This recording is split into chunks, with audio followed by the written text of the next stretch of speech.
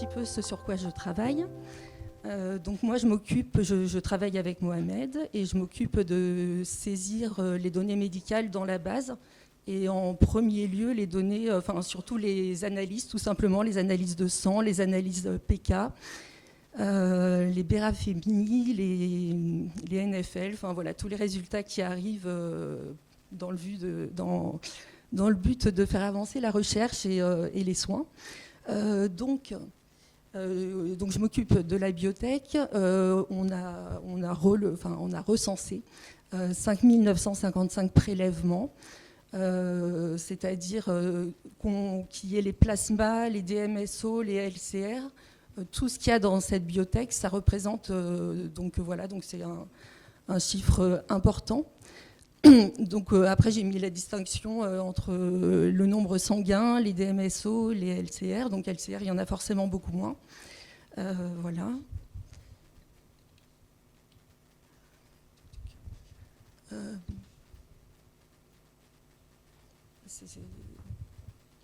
Attendez, je suis perdue.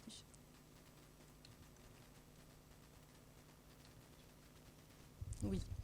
Donc ensuite, j'enregistre les échantillons qui arrivent à Trousseau dans la base et je m'occupe un petit peu de l'orientation de ces échantillons, c'est-à-dire de préparer l'analyse qui va pouvoir être demandée ou pas demandée sur les échantillons qui arrivent. Donc évidemment, moi je fais une préparation, mais après c'est Jean et Solène qui valident ce qu'on choisit.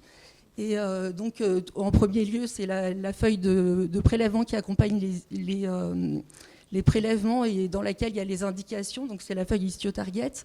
Et donc forcément, quand toutes les indications sont remplies, on voit tout de suite si notamment au niveau NFL, si on a des anomalies, des facteurs de risque, etc.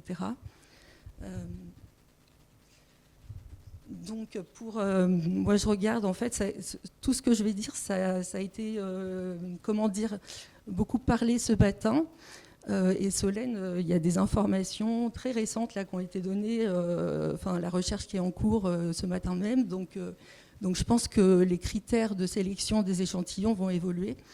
Je regarde tout simplement s'il y a une atteinte neurodégénérative à partir des données enregistrées dans la base, donc soit en imagerie, soit clinique.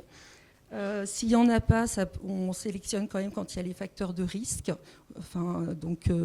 S'ils ont été dit, l'hypophyse, la base du crâne, l'orbite ou la mutation V600E.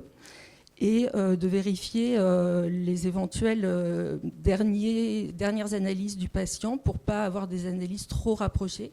Étant donné qu'il y a beaucoup d'échantillons qui arrivent, forcément, on vérifie le délai. Et après, histio-target, il y a tous les temps, que ce soit au moment du diagnostic, au début du traitement, la fin d'induction, les différentes phases de traitement. Et pour l'orientation au laboratoire Ambroise Paré, qui donc s'occupe des BRAFEMI, on vérifie justement qu'il y a bien une mutation.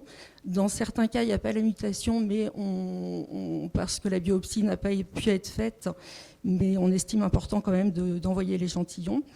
On vérifie encore la date de cette analyse. Est-ce qu'elle est proche du diagnostic? Est-ce qu'elle est un peu éloignée de...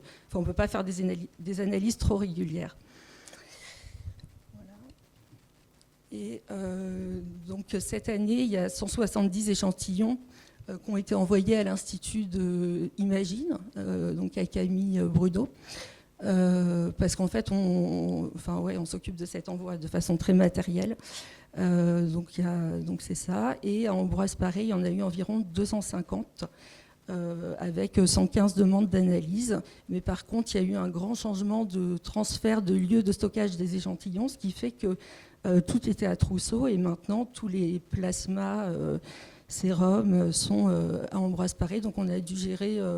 environ 1120 prélèvements, donc plus de tubes parce qu'il peut y avoir plein de tubes. Enfin voilà, c'était une logistique et je pense que Gaëla, qui n'est pas là, s'est occupée de tout ça au niveau de la réception.